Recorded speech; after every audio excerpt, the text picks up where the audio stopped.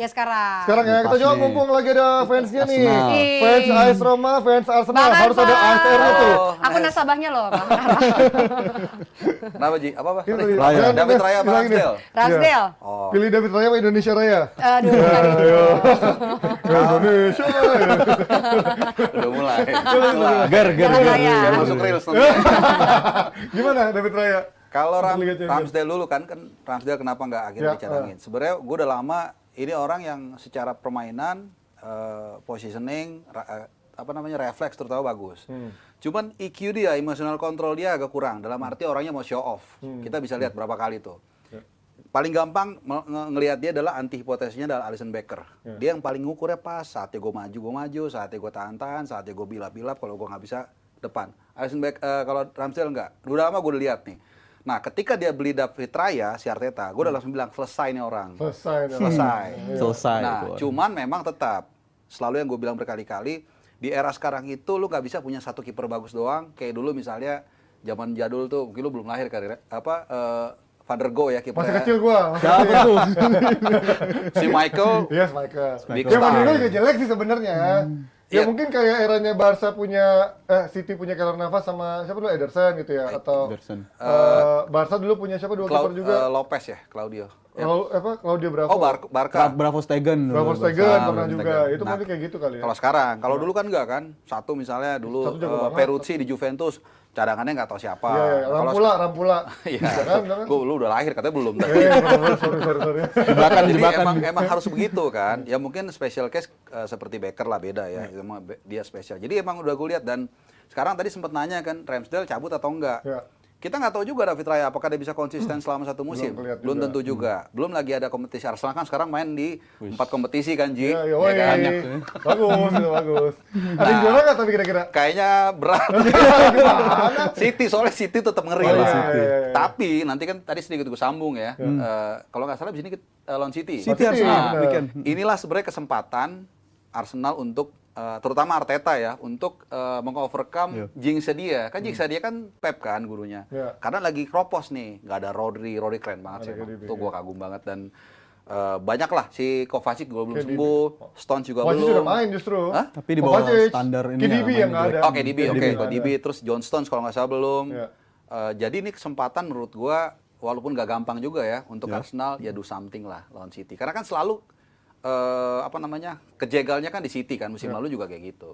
Dan Arsenal kemarin baru menang 4 gol tanpa balas dan kelihatan ada support buat pemain mereka yang baru dibeli dari Chelsea dengan harga 60 juta nggak salah, walaupun cuma gol-golnya gol happy-happy. Havertz. Kayak Havertz ya. Havertz ini. Menurut Aduh. lo gimana? Dia Ini- material pemain yang cocok sama Arsenal atau menurut Tadi saya blunder? gua dari awal beli aja gua udah bingung. Ah. Ini ngapain for 75 millions ya? Iya. Ini mau taruh di mana gitu. Tapi kan kita juga nggak bisa terlalu ngejudge di awal-awal kan. Oke, orang selalu bilangnya standar. Ya masa sih siapa? Arteta beli 75 juta nggak ada plan? Iyalah nggak mungkin dia beli. Nah, 75 juta Iya. pasti dia ada plannya dulu. Sama kayak dulu si Tuchel beli Lukaku kan. Masa 100 juta pound nggak ada rencana si Tuchel, nggak taunya flop juga. Dan menurut gua dari awal gua bingung ini mau taruh di mana nih. Di Chelsea aja dia nggak terlalu perform. Dia mau jadiin dia kan Nomor Saka mau diganti mau sempat dijaring Granit Xhaka kan, Iya. tapi nggak bisa. Nggak Bertahannya nggak cocok segala macem. Caranya lambat. Malah jadi muter-muter bola di situ. Kalaupun terpaksa dimainin, menurut gue sekarang adalah di FL, forward left. Itu pun di situ numpuk pemain bagus. Forward left artinya striker yang ditinggalkan. Atau striker ketawa, format left. Dapat juga sih, jadi dapat juga sih. Ya, karena kalau mana bikin ketawa gitu.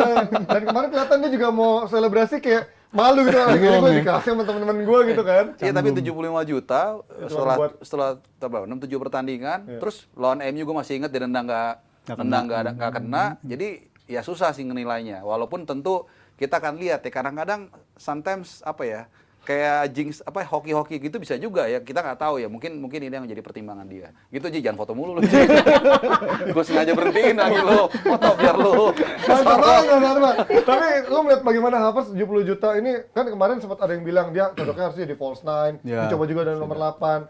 Tapi kan di Chelsea pun setahun terakhir juga udah dia turun terus kan. Exactly. Ya, decline deh. Apa yang bisa diharapkan dari material dia gitu? Walaupun emang katanya di Leverkusen mungkin bisa dibangkitkan lagi kemampuannya Iya. ketika masuk dari second line dari nomor 10 menjadi pencetak gol untuk masuk kotak penalti. Tapi kan selama ini belum kebukti juga. Ya ini tipikal pemain yang bermasalah ketika dia nggak tahu posisi terbaik dia mainnya sebagai apa gitu. Dan itu terbukti di 7 pertandingan bersama Arsenal. Beda kalau dia bisa mainkan berbagai posisi tapi excellent semua. Iya. Gitu. Ternyata ini nggak ada yang bagus juga. Karena ini gitu. di posisi apapun dia nggak bisa menunjukin Tanding performa semua. bagusnya apa, dan bukan cuma 7 game di Liga Champions Ya, juga ya, ya. dicoba, di EFL juga bisa dicoba di situ, dan semuanya nggak tahu nih posisi terbaik dia apa si Havertz ini. Dan juga kalau gua ngeliat kemarin dia dikasih penalti itu kan sebenarnya sebuah indikasi kalau dia ini Dia emang moralnya naik lah. iya, mungkin fans Lagi kena mental dia. pelatih dan pemain-pemain di sekitarnya tahu ini pemain yang bermasalah dari segi moral, dari segi kepercayaan diri juga kena, dari segi price tag-nya juga mungkin dia kepikiran dari segi harga segitu. Dan gua rasa dia juga Dalam hati gua, terbebani. gila, untung cewek gue cantik gitu.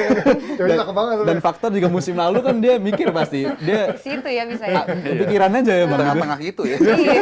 Gila sih emang itu sih naluri sih Ji. Ya fans Arsenal pasti bilang, untung bini lu cakep, kalau nggak kita udah ngusir lu gitu kali fans Arsenal. Dan ngomongin soal ini kan dia juga suksesor dari Granit Xhaka yang sayangnya standar yang ditinggalkan sama Xhaka musim lalu tuh emang bagus banget sih Xhaka Iya, musim betul. lalu. Dan dia dituntut untuk bisa ngelanjutin performa macam itu, jelas kesulitan lah dia. Tapi ngomongin soal Arsenalnya, soal tadi jinx-jinxnya itu, gue rasa peluang bagi Arsenal ya betul di musim ini apabila mereka untuk ngejar all out jadi juara. Terlebih di musim ini pun juga dia udah salah satu kutukan udah bisa mereka singkirin. Goodison Park mereka bisa menang, akhirnya mereka bisa menang tuh. Tahun lalu 0-1 kalah ya. 0-1, bahkan di 5 musim terakhir nggak pernah bisa menang di situ. Dan juga Arsenal kan tiap musim kesandungnya biasanya di situ, berarti di Goodison Park, lawan City biasanya double selalu kalah maupun di kandang maupun away, dan juga Anfield. Menurut gue untuk menjadi juara bagi Arsenal itu harus fokus di 3 laga itu juga, karena di laga-laga lain gue mengharapkan mereka inilah sebagai winnable pertandingan yang expected wins-nya gede, mereka seharusnya bisa menangin. Tapi di pertandingan macam itu yang tadi krusial itu, mereka nggak boleh kehilangan poin seperti musim lalu di Anfield apabila mereka mau jadi juara, dan nggak boleh juga ngasih kesempatan untuk bisa ngasih City 2 kali kemenangan. Itu menurut gue fatal akibatnya apabila lu masih terus-terusan nggak bisa nyuri poin dari City baik kandang maupun tandang apabila lu mau jadi juara. Tapi dengan dia belum kalah, walaupun memang ada berbagai polemik, fans bilang Arteta kebanyakan rotasi, kemudian sempat ditahan sama Spurs juga, dan kemarin bisa menang 4-0 kan artinya nggak ada masalah, terlepas dari katanya belum ada striker yang tajam. Nketiah selalu dibully. Kenapa nggak mainin Gasus jadi striker utama, Nketiah di tengah, Gasus di kiri, terus juga Martinelli, Trossard selalu ada perdebatan harusnya lebih layak Trossard di sana. Tapi so far Arteta bisa menunjukkan selama ini dia masih bisa ada di posisi ini, belum kalah, nggak ada hasil yang memalukan. Fine-fine aja berarti kan buat Arsenal. Kalau bicara fine-fine, ya fine-fine aja. Karena kata lu bilang, Ji, ada beberapa sebenarnya satu-satu masalah yang diselesaikan. Declan Rice kan juga pelan-pelan udah mulai kelihatan lah ininya. Tadinya dia sempat mau didorong agak sedikit ke depan, ternyata nggak jalan, nggak cocok. Material terbaik dia adalah defense. DM, betul. Holdingnya memang bagus banget. Dapat 1 selesai. Dan jangan lupa, pembelian terbaik dia adalah menurut gua Jurien Timber. Justin Laksana. Kepikiran dari itu. Tiba-tiba cedera di awal-awal. Itu padahal menurut gua itu paling bagus. Akhirnya dia coba-coba lagi. Terus dia taruh tadi si Havertz jadi posisinya Granit Xhaka, nggak jalan. Akhirnya dia kan pakai pernah tuh gini, 4 back kalau bahasa gua tuh 4 back bohongan gitu loh. Ya, jadi si Zinchenko-nya kan jadi ganti Jadi Granit gelandang Xhaka. bertahan, ya. Nah, otomatis ternyata it works. Otomatis ya udah deh, kayaknya posisi Havertz nih yang tadi gue bilang didorong ke kiri depan. Dan di kiri depan kita tahu ada 4 sampai 5 pemain kan. Ada Trossard bagus mulu setiap dimainin. Trossard tapi cedera ya belakangan ya. Iya. Oke. Martinelli juga cedera. Martinelli cedera, masih ada Reece Nelson. Emil Smith Rowe kalau mau Smith dipasang, Rowe, walaupun dia juga lagi kayaknya nggak terlalu ini. Jadi Nggak happy dia. di area itu justru menurut gua ya dia kayak terpojok di area yang semua di situ punya ini yang sama. Nah di kanan kan yang agak leluasa si Saka kan, hampir nggak ada pesaingnya lah. Tapi gue melihat Emil Smith Rowe tuh kayak minim kesempatan ya di tengah Arsenal, harusnya bisa ngasih kesempatan di saat Martinelli cedera, Trossard cedera. Kenapa si ISR ini nggak dikasih kesempatan menurut lo? Apakah karena gaya mainnya ternyata nggak cocok sama gaya Arteta, atau dia terlalu banyak dribbling, atau mungkin faktor lain, misalkan kita nggak tahu di belakang teknis attitude-nya atau segala macam egonya nggak cocok sama Arteta? Gue mungkin lebih mikir yang opsi terakhir itu ya, dari segi teknis di balik pertandingan atau di situasi latihan. Kayak Menurut gue Balogun dia, gitu, misalnya kita nggak pernah ngeliat Balogun layak apa nggak, karena nggak pernah kasih kesempatan sama Arteta kan? padahal kita tahu potensi dia ketika dipinjemin pun bagus-bagus juga. Dan Smith Rowe pun juga gue bilang salah satu faktor pemain penting yang dicoba di awal-awal kehadiran Arteta. Di 2 musim lalu pun dia juga Iya, bagus loh bisa musim lalu. perform di musim Dapat nomor 2 musim sekarang lalu. nomor 10 ya, sekarang nomor berapa dia? Nomor penting deh, dia nomor Nomor berapa penting ya? kan? Agak gue lupa 10 sih juga gue gua. sih dia Yeser ya, Yeser itu. Jadi menurut gue dia sebenarnya pemain yang sangat-sangat potensial. Bahkan ketika dicoba di England Under 21, itu pun dia juga bisa perform di sana. Dan juga performanya di kayak performa selayaknya di ketika dia sebelum cedera lah. Sebelum cedera dia mainnya bagus, habis itu kan dia ada cedera yang mengganggu perkembangan dia. Tapi gue ngeliat dia perkembangannya terus juga bisa cepat dan juga bisa balik ke performa seperti itu, menurut gue juga udah bagus. Tapi gue rasa murni ada faktor dari non teknis di luar pertandingan, mungkin dari segi work rate atau dari segi atau sebagainya atau segi taktikal juga, karena taktikal Arteta di musim ini tadi gue nyambungin dari Bung Arpa, emang ada penyesuaian juga dengan kehadiran beberapa pemain baru.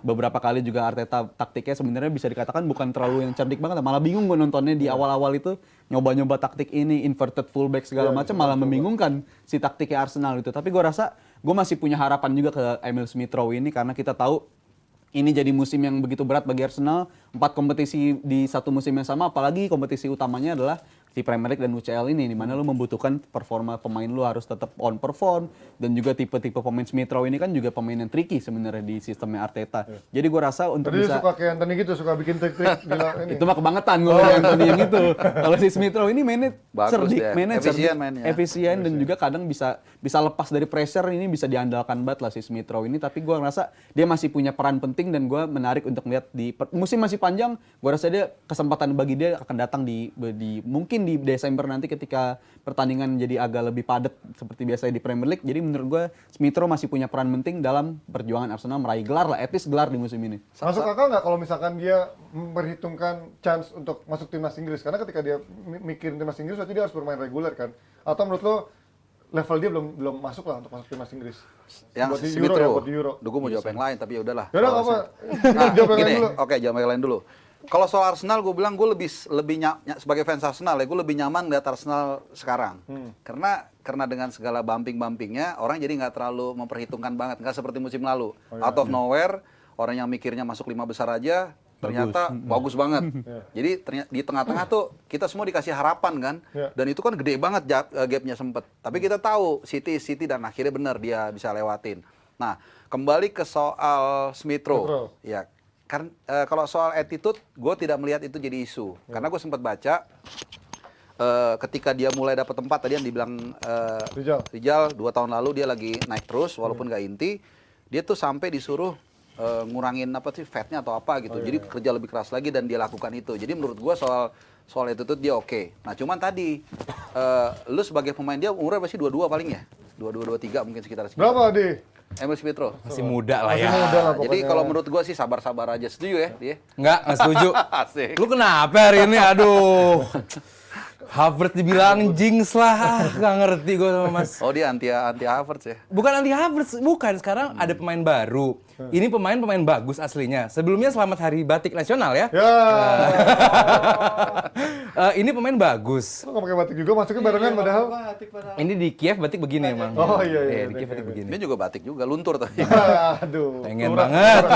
Gimana? Apa Ini yang- pemain bagus. Di Leverkusen kita tahu sama-sama lah gimana kualitas si Ya, Havertz di ini. Leverkusen bagus emang. Di Chelsea, dia misuse. Ya. Dia tidak dipergunakan sebagaimana mestinya. Dijadikan CF. Susah dong seorang nomor 10, kadang menjadi nomor 8 juga. Tadi disebut sebagai FL, forward left katanya, striker yang ditinggalkan. Itu kesulitan bagi Havertz di Arsenal, perlahan tapi pasti dicoba untuk diperankan sebagai peran dia kurang lebih seperti dia di Leverkusen. Ya. Walaupun bukan murni sebagai nomor 10. Bukan. Karena Arsenal emang nggak pakai nomor 10, Odegaard pun roaming. Ya, ya. Terus juga pemain lain juga roaming. Fabio Vieira kalau menggantikan Odegaard pun dia roaming. Gak ada nomor 10 di belakang striker, di mana itu adalah posisi aslinya si Havertz. Tapi somehow namanya pemain baru nggak gampang untuk lu integrate dengan sebuah sistem. Apalagi sistem Arsenal, sistem Arteta ini sedikit rumit untuk dipelajari. Dan buat gua Havertz sekarang ada di Arsenal tujuannya adalah untuk ningkatin dulu kepercayaan diri. Karena banyak pemain jago, pemain luar biasa, saat kepercayaan dirinya drop, itu mau skill, mau kepercayaan diri, semuanya bakal hilang juga. That's why yang pertama kita coba tarik di Havertz adalah kepercayaan dirinya dulu. That's why kenapa kemarin Odegaard ngomong sama si Jesus, cobalah kita kasih lah ke anak baru ini, siapa tahu bisa bikin gol, tujuannya untuk meningkatkan kepercayaan diri. Dan sambutan dari supporter Arsenal juga luar biasa. That's why gue nggak salah milih klub untuk menjadi supporternya, karena sampai punya lagu baru untuk Havertz itu pun di kandang lawan gitu kan. Artinya benar-benar luar biasa dukungan dari supporter. Jadi ya inilah untuk tujuannya sekarang ini untuk Berarti lu apa? masih optimis sama Havertz ya? Harus. Mau apa? Kalau mau apa? kalau gue lebih ngelihatnya bahwa suasana timnya tadi Iya. tidak berbicara individu Havertz atau apa ya, tapi ketika ada teman lu yang katakanlah kurang perform, mereka mau menopang itu yang menurut gue yang paling penting. Jadi suasana tim Iya, dibandingkan itu penting. bicara satu pemain doang. Iya. gitu. Tapi kalau untuk pemain 75 juta, 60 juta ya gue nggak ngerti lah. Cuman untuk harus diangkat moralnya seperti ini. Dengan dikasih penalti. Dikasih penalti. Iya. Di Chelsea ada pemain mahal juga. Nggak diangkat moralnya. Dibiarin aja. Maksud Kayak gua, di Chelsea. soalnya- Ya, Ya, sementara banyak. kan Arsenal udah bukan dalam tahap harus Yes, memanage yes, apa yes. babysittingin satu pemain. Dia udah dalam tahap harus mengejar ada City impact. sekarang. Enggak, kalau gue bilang seperti yang pernah dibahas dulu ya Ji, bahwa bagaimana sekarang kalau lo lihat attacking Nah, mohon maaf lo habis tidur ya Firko ada bekas bantal apa sama Mana sih? Oh, pakai helm ini. Oh pakai helm ya. Cepet-cepet mana demi Enggak, Ya, habis tidur demi itu. Gojek Dari ini. Oyo tadi gue lihat. Anjing, oh yang mana nih? Aduh. Lu juga nginep situ ya? Hei. Aduh. Tontonan dewasa ya terus aja. Kalau Nggak kita masang di lihat sini dia. attacking areas-nya Arsenal itu kan 50% lebih itu ada di kanan. Jadi influence si Odegaard di kanan, combination dia dengan Saka dan juga triangle lagi dengan Ben White di belakang untuk mensupport serangan itu mungkin terlalu dominan sehingga membuat hampir setiap serangannya Arsenal itu by the numbers datang dari kanan. Makanya itu sekarang kan Havertz juga bermain dalam peran yang ya asing lah. Tadi udah dibilang White number 8, nggak semua pemain bisa bermain di posisi itu. Dan kita ngomongin seorang Kai Havertz yang sejak dia datang di Inggris kan his best position tuh apa? Dari dulu ditanya terus, di Chelsea ditanya karena dia main number 9, dia bukan tipe yang supposedly dibilang bisa nahan bola. Dia ditaruh di number 10, banyak attributes dia yang nggak muncul di dalam posisi itu. Jadi memang nih orang kayak lagi masih mencari jati dirinya lah. Gue tuh siapa, gue mau di mana, tim ini mau naruh gue di mana, dan itu adalah proses sebenarnya yang takes time.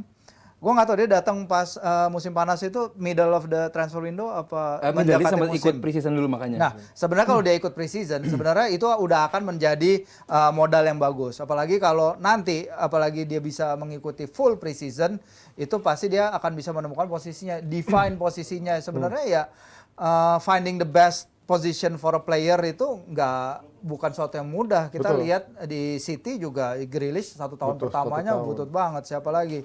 Banyak yang kayak gitu. Joelinton tahun pertama sebagai penyerang. Sebagai striker. Terakhir ketemunya malah jadi gelandang. Nah itu dia. Maybe he needs that time, he needs that adaptation. Tapi kan Newcastle pressure-nya nggak seberat Arsenal pasti. Pasti. Sampai Iya. Saka kan bilang kan, ketika gue di sini gue happy banget, gue nggak ada pressure kayak gue dapetin betul. di Arsenal kan. Sementara lu nggak bisa ngebandingin pressure di Newcastle sama di Arsenal. Yes. Ekspektasi orang sangat tinggi, Iya. kesabarannya juga sangat tipis Enggak, dan gitu kan. karena mereka adalah tim ibu kota, jadi banyak media-media juga yang ada di ibu kota, jadi pasti sorotannya banyak, apalagi Arsenal dengan level of spending mereka dalam beberapa tahun terakhir, dengan mereka berhasil finish peringkat kedua kemarin, I think itu pasti akan menimbulkan beban yang jauh lebih besar. Nah, sekarang adalah bagaimana Havertz menyikapi ini, karena kita udah lihat penyerang Jerman satu lagi gagal di Chelsea, Timo Werner. pulang.